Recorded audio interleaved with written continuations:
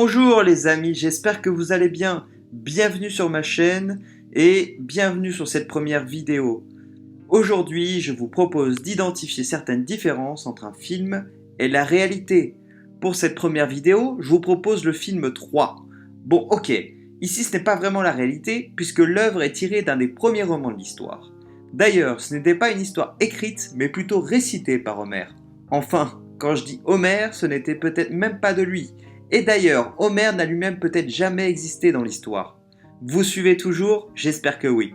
Mais il était intéressant pour moi de mixer le mythe, le film et l'histoire. Si vous aimez ce concept, dites-le moi en commentaire.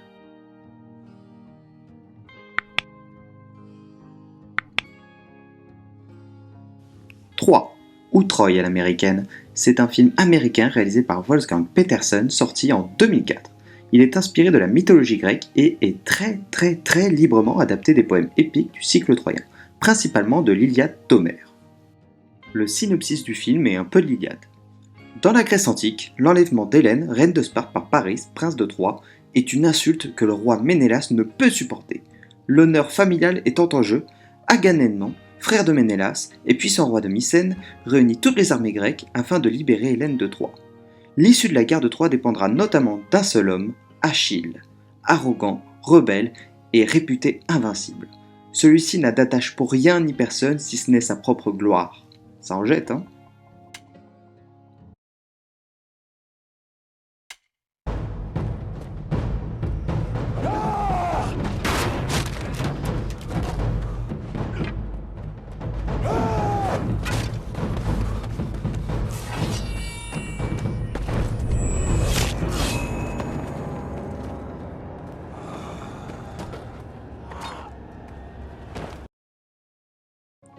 Un combat certes mémorable dans le film, mais qui malheureusement n'a jamais existé dans les différentes œuvres liées à la guerre de Troie. De même pour ce pauvre Boagrius qui est un personnage totalement fictif, seul le roi Triopas de Thessalie, son chef, existe dans le texte d'Apollodore. Cette scène a été créée de toutes pièces pour imposer le personnage d'Achille à l'écran, représentant toutes ses caractéristiques, arrogant, fort, héroïque. Elle permet immédiatement de mettre le spectateur face au caractère et au charisme du héros.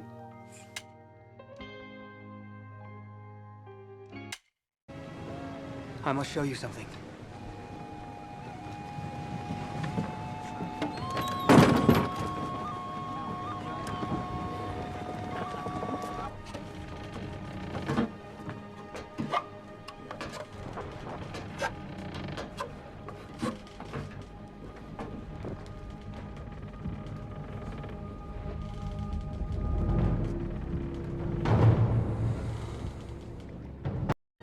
Dans l'Iliade, l'enlèvement d'Hélène est simplement évoqué.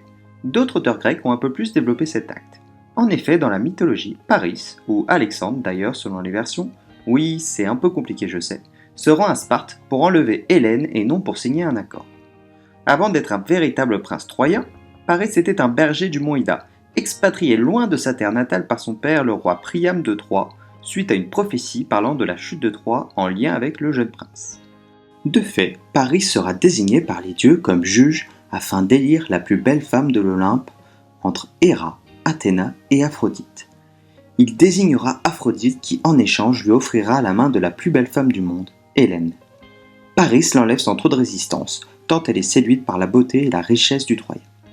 Au Moyen-Âge cependant, des réécritures de la guerre de Troie déculpabiliseront Hélène et prétendront qu'elle a bel et bien été enlevée. Dans le film, l'histoire est totalement différente pour une raison principale, la volonté du réalisateur de supprimer toute allusion aux dieux. Nous voyons donc deux amants éperdument amoureux l'un de l'autre. Hélène, effrayée par son mari Ménélas, ne souhaite qu'une seule chose, s'enfuir avec le bel et faible Troyen.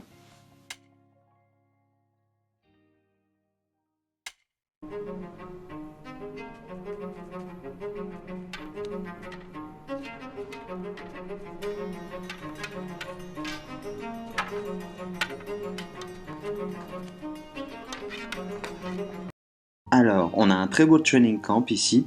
Nous pouvons observer durant cette scène un entraînement au combat entre Achille et Patrocle au milieu de magnifiques ruines grecques. Des ruines grecques à l'âge de bronze, dommage. L'idée était bonne esthétiquement, mais malheureusement, ce sont des ruines d'un temple de l'époque grecque classique, époque d'Alexandre le Grand à peu près. donc érigé 800 ans après la date estimée de la guerre de Troie.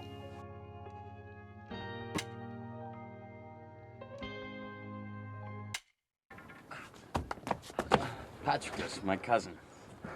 Patrocle est un cousin d'Achille par la nymphe Égine, oui, mais seulement cette relation n'existe que dans le film hollywoodien. Celle-ci pourrait justifier la fureur d'Achille après la mort de Patrocle en voyant disparaître son propre sang. Ce qui est dommage avec ce positionnement relationnel, c'est que le lien est un peu pauvre, je trouve. D'accord, moi aussi j'adore mon cousin, mais de là à détruire toute une cité après sa mort, je ne sais pas trop là. Dans l'histoire d'Homère et dans les autres textes, surtout parce que Homère reste très réservé sur cette relation, ne précisant d'ailleurs jamais s'ils étaient amis ou amants, la relation est beaucoup plus puissante. Alors, est-ce qu'ils étaient amants? Les Grecs ne voyaient pas l'homosexualité comme nous la percevons aujourd'hui. Ils étaient tout à fait admis d'avoir des relations avec des femmes comme avec des hommes. Donc la réponse pour moi est qu'Achille et Patrocle étaient à la fois amants, amis et parents. Par exemple, de ce point de vue, le fonctionnement du bataillon de Thèbes est très intéressant et un très bel exemple pour expliquer les relations entre hommes dans la Grèce antique.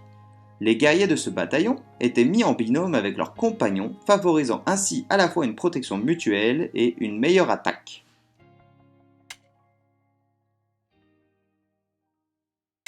They say the king of Ithaca has a silver tongue. I knew they would come for you. Long before you were born, I knew they would come.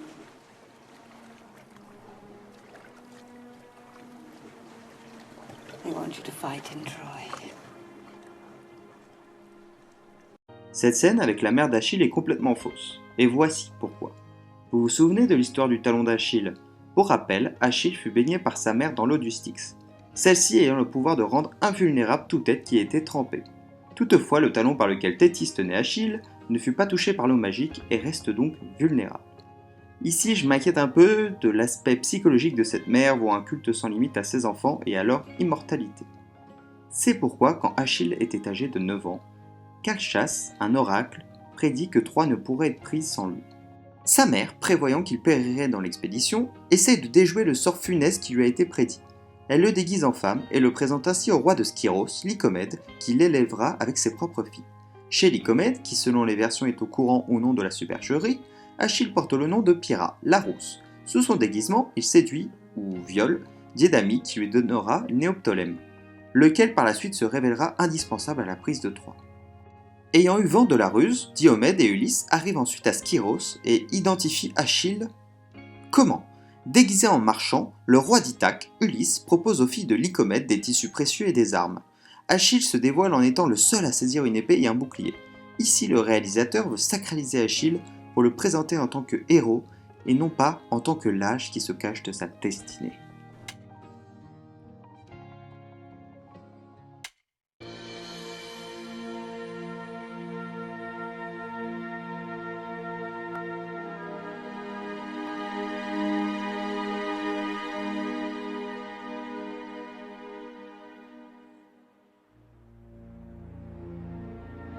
Troie, c'est le titre du film et même là c'est raté.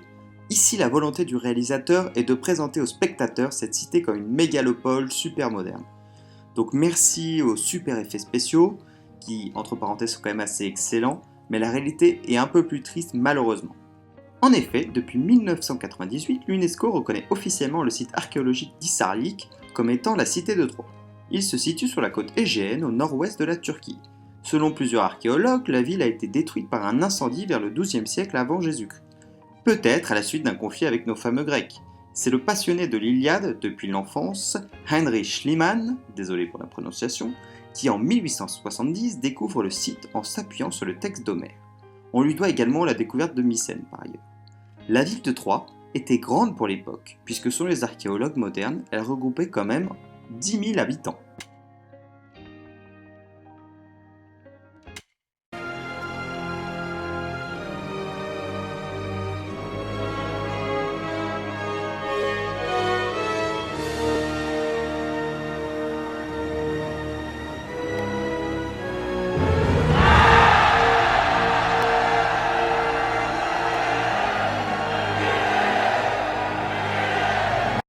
Le débarquement grec. Dans le texte d'Homère, les Grecs arrivent avec des centaines de navires et c'est déjà une très grosse armée pour l'époque. Ce dernier précise que l'armée des Grecs comprenait 1200 navires. Sachant qu'un navire pouvait contenir environ 200 membres d'équipage, on pourrait en déduire en hypothèse haute que ce sont presque 240 000 Grecs qui vont débarquer sur la plage troyenne. Cependant, à l'époque, avoir une telle armée est très peu probable, pour ne pas dire impossible. Les premières grandes armées grecques étaient sous le règne d'Alexandre le Grand, oui encore lui. Ainsi Homère, en précisant que l'armée était composée de 1200 navires, voulait simplement dire que la flotte grecque était gigantesque pour l'époque. Dans le film, le réalisateur insiste sur le fait que l'armée grecque avait construit 1200 navires, et nous le voyons à l'écran, ce qui correspond à 8 fois la surface totale de toutes les forêts connues en Grèce à l'époque, et aussi 130 années de travail ininterrompu pour les réaliser. Peu probable. You're royalty, aren't you? Spent years talking down to men.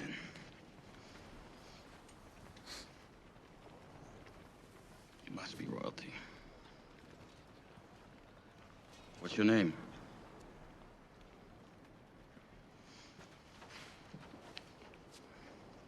Even the servants of Apollo have names.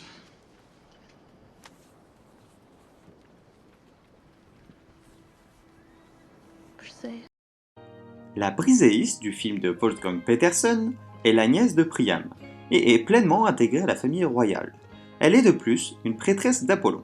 Ce personnage regroupe en réalité plusieurs autres personnages de l'Iliade et des autres textes de l'époque. Briseis, la captive d'Achille dans l'Iliade, Cassandre, une des filles de Priam et prêtresse d'Apollon, Chryséis, une fille d'un prêtre d'Apollon, et Polyxène, une autre fille de Priam absente de l'Iliade, grand amour d'Achille. Achille dans le film, comme dans l'Iliade, veut reprendre sa captive Briséis. Cependant, malgré l'amour que peut porter Achille à Briséis, la raison de sa colère ne provient pas de là. En effet, pour Homère, Briséis n'est qu'une prise de guerre.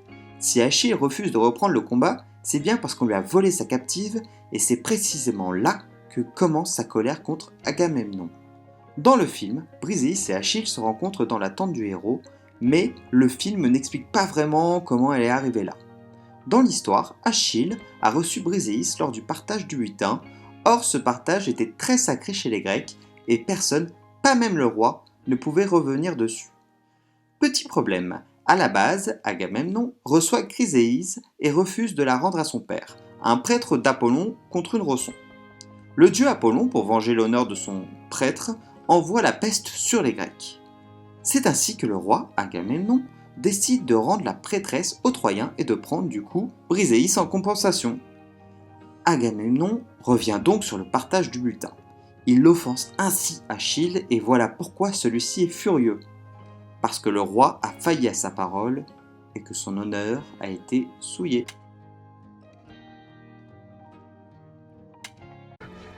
The fight is over. Fight is not over. Stand back, Prince Hector. I'll kill him at your feet, I don't care. He's my brother.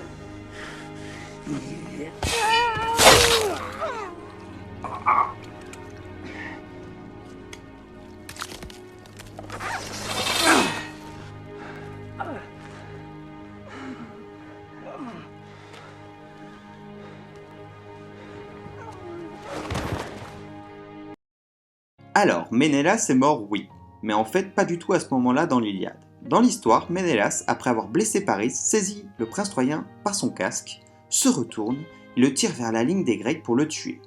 Mais Aphrodite veillait sur son petit protégé.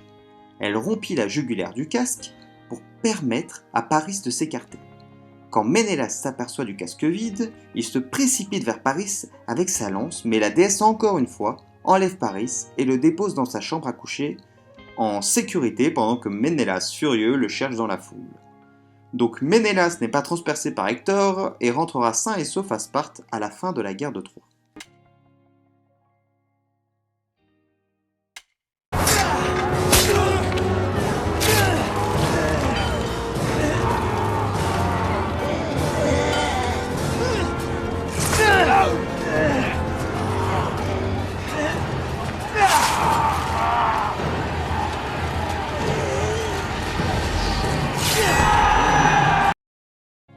Ah, sacré Ajax!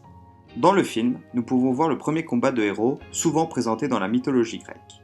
C'est un peu comme le combat avec un boss à la fin de chaque niveau dans les jeux vidéo. Dans ce combat, nous avons Hector, le prince troyen, contre Ajax, le demi-dieu et héros grec. Après un combat d'un suspense allétant, Ajax s'effondre face à un Hector victorieux. Dans l'histoire mythologique, à la mort d'Achille, Ajax et Ulysse se disputent les armes de ce héros, et chacun d'eux plaide sa cause devant les capitaines réunis. L'éloquence d'Ulysse triomphe, bien sûr. Ajax, désespéré d'une préférence qu'il croit injuste, se lève en délire pendant la nuit, saisit son épée, parcourt le camp des Grecs, et croyant tuer Ulysse, Ménélas et Agamemnon, massacre des moutons et des chèvres qui passèrent autour de sa tente. Revenu de son égarement, et confus de se voir moquer des soldats, il se transperce alors le cœur avec l'épée qu'il avait reçue d'Hector.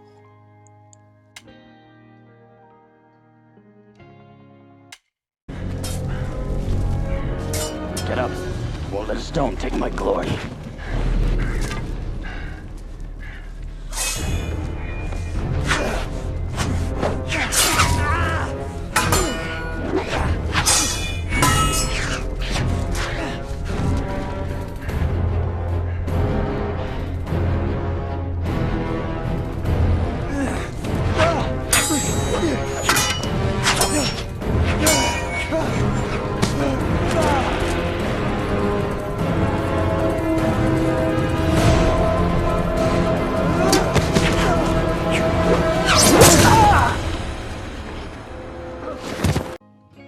Le fameux combat d'Achille et d'Hector, juste le regarder c'est magique.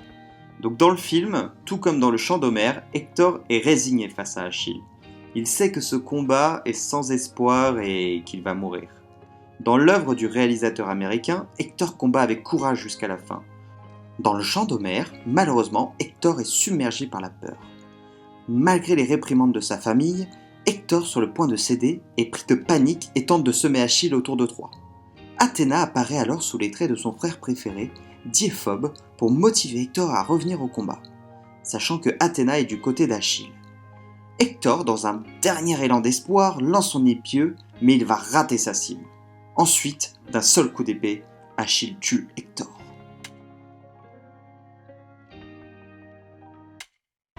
You'll be my slave in Messene, a Trojan priestess, scrubbing my floors. And a night.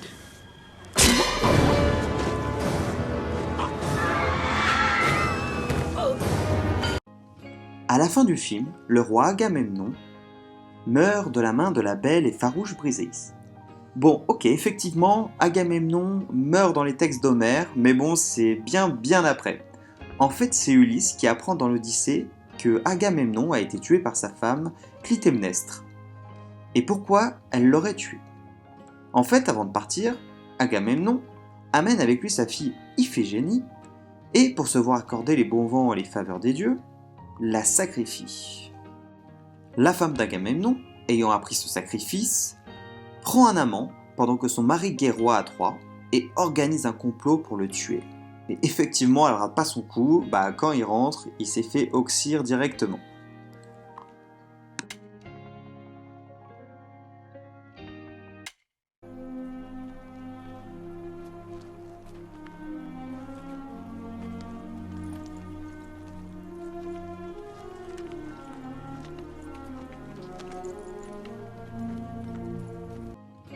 Dans la version Director's Cut, nous avons un petit happy ending à la fin, où le spectateur aperçoit les survivants de Troie.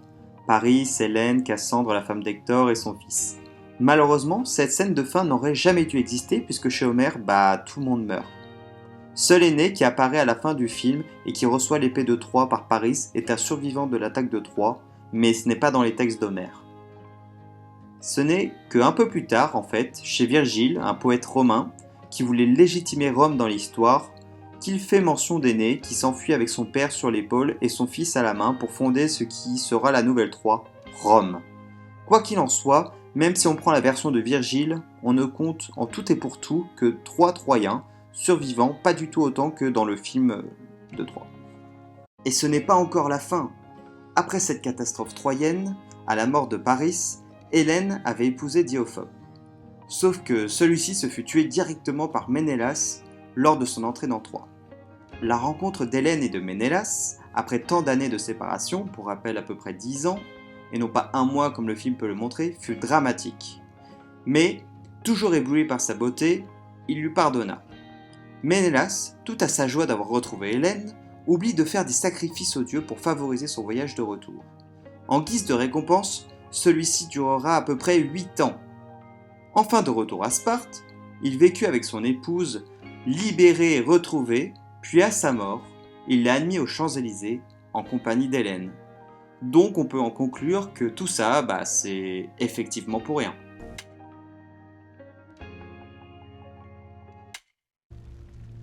Let them say I lived in the time of Hector, breaker of horses. Let them say I lived in the time of Achilles.